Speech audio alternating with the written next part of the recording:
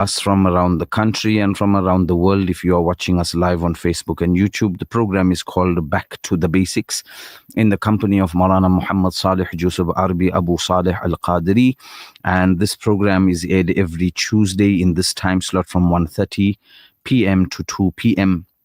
It's a program to reconnect with the basic fundamental teachings of Islam, and for us to reconnect and for us to re-establish our connection with the teachings of our predecessors. In today's program, I would like to share with you an excerpt from Al-Fath al-Rabbani, Sublime Openings, a collection of the discourses of our master and our sheikh, our spiritual guide, and the spiritual emperor, Sultanul Awliya, Bazullah al-Ashhab, Aba Salih, Muhyiddin al-Sayyid Abdul Qadir al-Gilani, Qaddasallahu Sirrahul Aziz. And it's important that as his murids and as his disciples, we try and we derive inspiration from his words and from his works. Al-Fath al-Rabbani is the world famous, one of the most famous works attributed to him.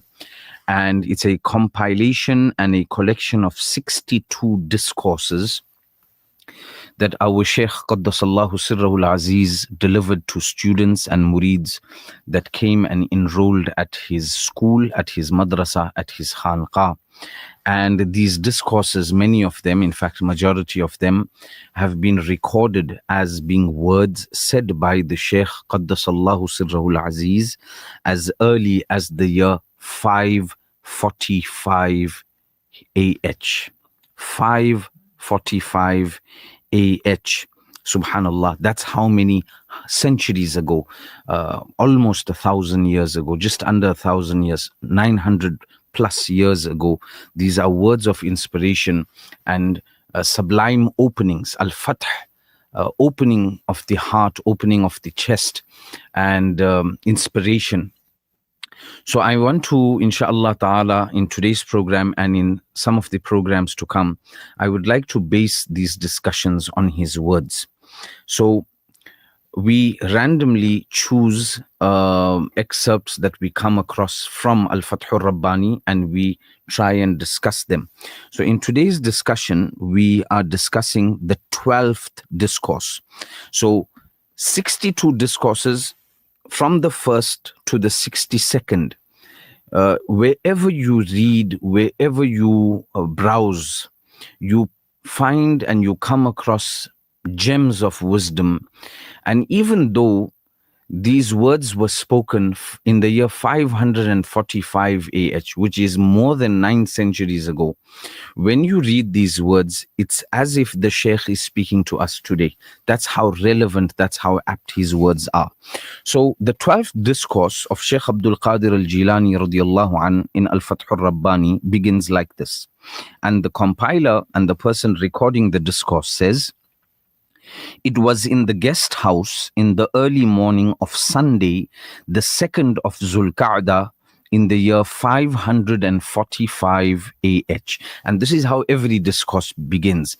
He tells you where it was, because there were multiple venues within the school. At times it was the schoolhouse, at times it was the guest house, at times it was the madrasa.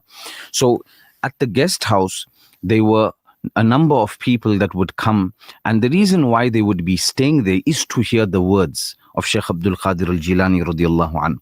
So the Sunday, the 2nd of Zulqa'dah, AH 545, that the Shaykh, may Allah be well pleased with him, said, "O young man, your wish, your irada for the Lord of truth, almighty and glorious is He, is not genuine.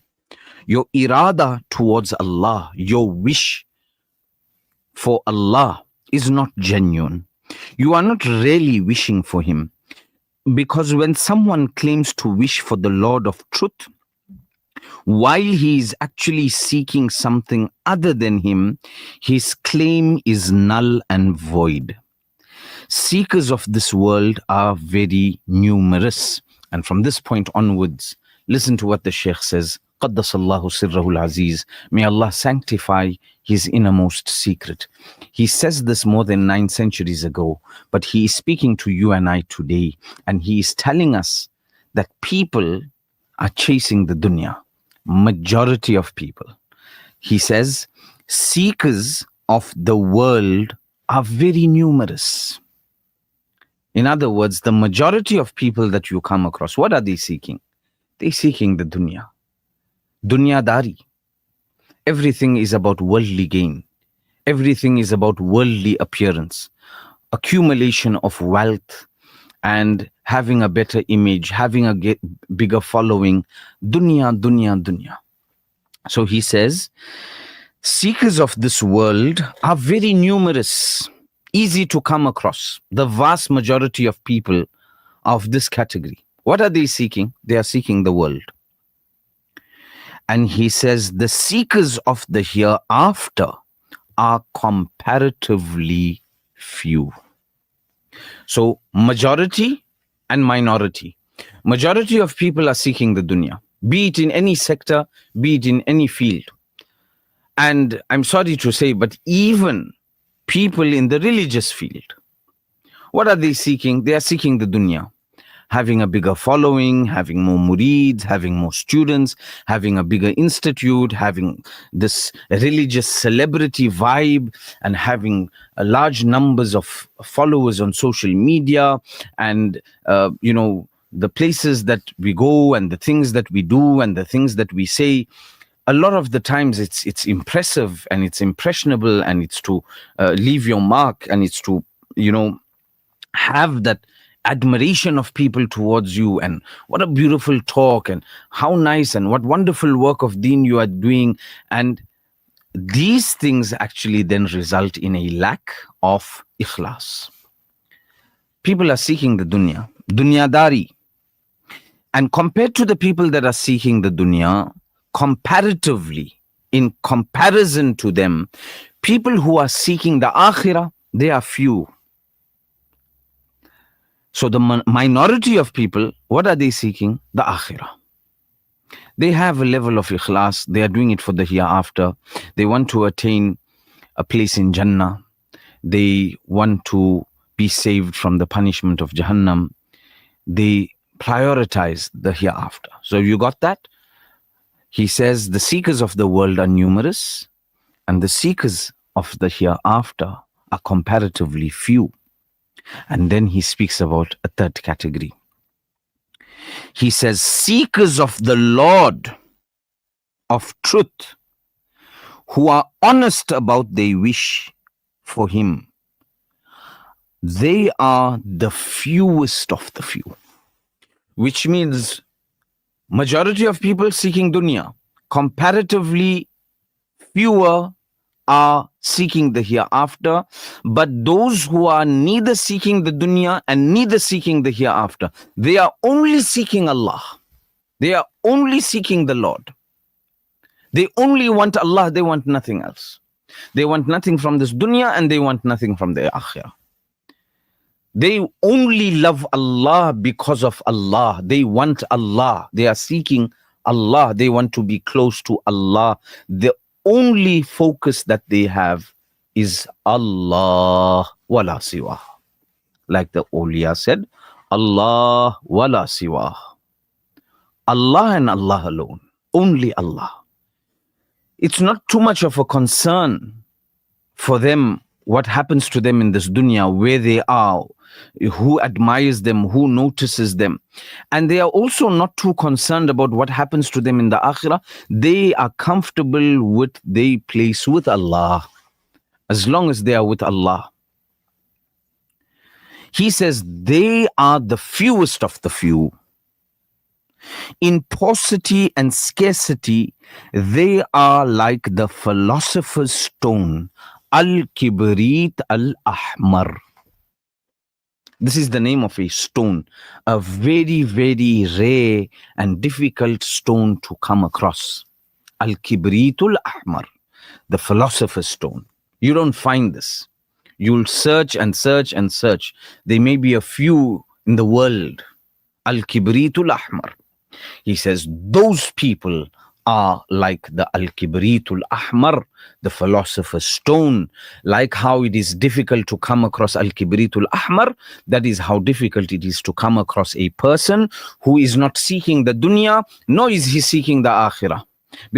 Because majority of people are seeking dunya, fewer than them are seeking the akhirah. But those who are only seeking Allah, they are the fewest of the few. Now listen to the description of this third category of people. The category of those who are seeking the dunya, simple. The category of those who are seeking the akhirah, simple. But the third category, this is a mysterious category. This is the category of the awliya, the people of Allah. Rijali fi hawajirihim siyamun wa fi dhulamil layali kalluali. These are the men of Allah. And the king of these men of Allah, Sultanul Rijal, Muhyiddin, Muhyul Qulub, Abdul Qadir al-Gilani, is describing Qaddasallahu Sirrahul Aziz, the emperor of this third category of people that only want and only sought and only seek Allah. He is telling you now the description of these people. He says, they are unique individuals of such extraordinariness and rarity that even one of them is seldom to be found. Now let's listen to the description of these people. The third category of people who are only seeking Allah. He says, Qaddasallahu Sirrahul Aziz, our Shaykh says, they are the strangers amongst the tribes. They are strangers. Even amongst tribes, they are strangers. Nobody knows them. Nobody takes notice of them. Nobody holds them in high esteem. They are not high-ranking people in society. People don't give them lofty positions and lofty titles and accolades. They don't receive acknowledgement or awards. They are not found in gatherings of admiration and impressing people with their religious talent and piety. Nobody acknowledges their piety. Nobody knows how pious they are, because they have not allowed anybody to get wind of their piety or of their worship or of their good deeds or of where they are with Allah. Nobody knows. They are strangers amongst the tribes. They are minds in the earth. They are strangers amongst people, and they are minds in the earth, in which they are monarchs. They are prefects of cities and men. Shihan al-bilad wal-ibad. They are strangers. Nobody recognizes them. Nobody invites them. Nobody feels their absence. And this content has been also mentioned in a hadith of the Prophet sallallahu alaihi wasallam, where the Prophet sallallahu alaihi wasallam described a category of people, and he said they are servants of Allah who they may not be very appealing in their appearance. They are unkept at times. Their clothes may be worn out, dusty and torn and tattered, and nobody takes notice of them, and nobody invites them to their gatherings, and their absence is not felt. If they don't attend any gathering, nobody asks for them. Nobody inquires about them. Nobody asks and investigates, why aren't they there? Why were they not invited? Their absence is not felt. They are not invited to be part of any gathering. But the Prophet ﷺ in a hadith said, these are the people that if they raise their hands or if they take a qasam on Allah and they ask Allah for something, Allah grants whatever they ask. This also teaches us that when you look at somebody who you understand to be an ordinary person, an average person, he is an average person in your eyes, but he may not be an average person in the sight of Allah. You don't know what his maqam is. You see a beggar sitting on the street. You see somebody, maybe working as a car guard. You see somebody who in your eyes is somebody ordinary, somebody not too important. He's not a VIP. He's not a religious celebrity. He's not this big Hazrat or Sheikh or Pir Sahib or Mufti Sahib, or he's not somebody high ranking. And then he is also dealt with like an ordinary person. But in the sight of Allah, he has a very high maqam. And here Shaykh Abdul Qadir al-Gilani radiallahu anh says, right, they are the monarchs, they are minds on earth, they are the strangers amongst the tribe, they are prefects of cities. He says, because of them, the people are shielded from disaster. Because of them, they receive rain. Because of them, Allah sends rain down from the sky. And because of them, the earth puts forth vegetation. Vegetables grow because of them. Trees and plants grow because of them. It rains because of them. People are protected from calamities and disasters and azab because of them. But they are strangers amongst tribes. Nobody knows them. Nobody feels their presence. Nobody feels their absence, rather. Then Sayyidina Shaykh radiallahu anh is describing this category of people further. He says, in the first stage of their career, they flee from mountain height to mountain height. And Sayyidina Shaykh radiallahu ta'ala an is a living example of this. He came to Baghdad, he was born in Jilan, he came to Baghdad, he studied under his Shaykh. And then when he began this path of suluk, Sayyidina Shaykh Abdul Qadir al-Jilani radiallahu anh went on a path that fits this description to the T, where he left everything, he left everyone, he abandoned the city, and he went to the mountains and the jungles. And he went from mountain to mountain, from cave to cave, from jungle to jungle. Now Sayyidina Shaykh radiallahu anh is describing this category of people that he belonged to.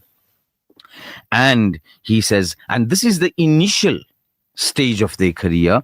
They flee from mountain height to mountain height. You don't find them in the hustles and bustles of the city. You don't find them in large gatherings attracting vast audiences, admiring them, screaming for them, shouting out takbir for them, standing up when they arrive, giving them all these, all this respect and reverence. No, they are not found there.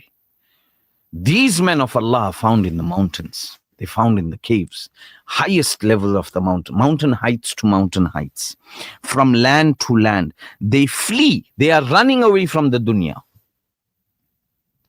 Yet we find, on the contrary, people are running towards the dunya. The men of Allah are running away from the dunya. They are fleeing from the dunya, from mountain to mountain, from land to land. Look at all the awliya kamilin. Find out where were they born and where did they end up passing away.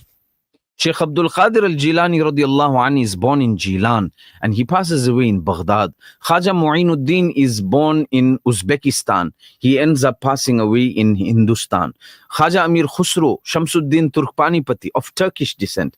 Muhyiddin ibn al-Arabi, originally from Andalusia, Spain, Andalusia. But where is he buried? In Damascus.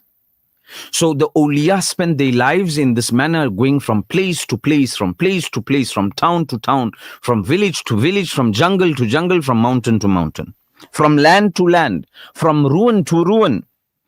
As soon as they are recognized in a place, they move on elsewhere.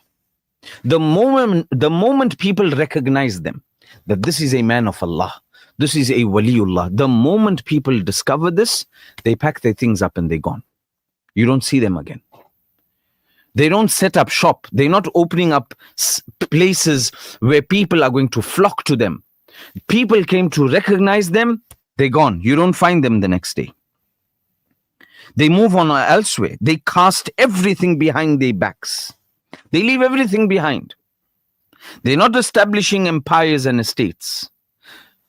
They picked up their one bag, they picked up their one sack, they picked up a one bundle of a few belongings, and they're gone. They leave everything behind their backs and surrender the keys of this world to its people. They find people are fighting for the dunya, they give them the keys. Here, you're fighting for this property, it's yours, isn't it? Here, there's the keys. You want to fight with me for this property, this asset? Here are the keys. Here's the title deeds. This portion of the dunya is yours. They hand over the keys of this world to its people, and they continue in this manner until fortresses are built around them. Rivers flow into their hearts, and they are surrounded by troops in the service of the Lord of truth, each assigned to specific guard duty. Thus they are honored and protected and are put in charge of the people. All of this is beyond their conscious minds. At this point, it becomes their obligatory duty and farida to make themselves available to people. Then there comes a stage in their career where they are then instructed and they no longer can pursue this fleeing away from the dunya. Allah subhanahu wa ta'ala then assigns to them a duty and an obligatory duty to make themselves available to people. They come to be like physicians when the rest of the people are sick. Then Sayyidina Shaykh radiallahu anh says, woe unto you, you claim to be one of them. So what characteristic, what mark, what alama of theirs do you possess?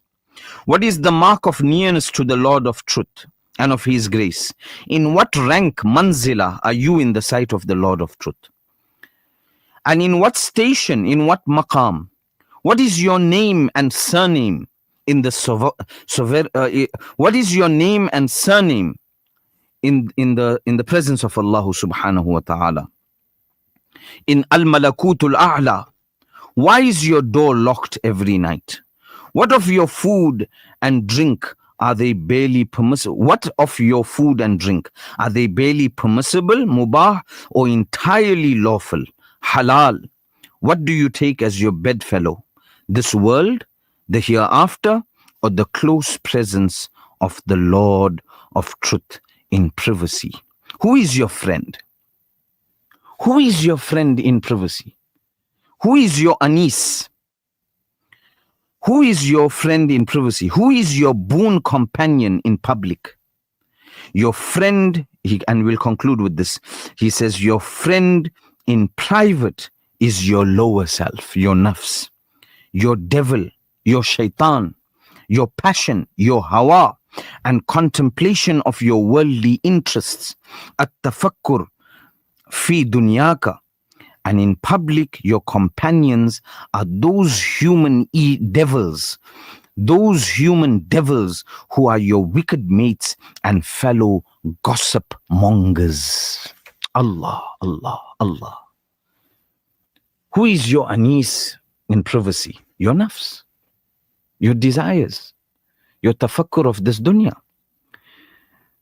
your shaitan, and your passion, your hawa. And in public, your companions are human devils. They're only good for gossip, ghiba, panchat.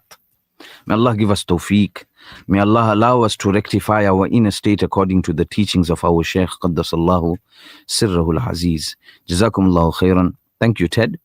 Until we speak to you again, shukran jazilan. Wassalamu alaikum wa rahmatullahi wa barakatuh. Tune in tomorrow for Be with the Beloved, and inshallah we speak to you then. Wassalamu alaikum.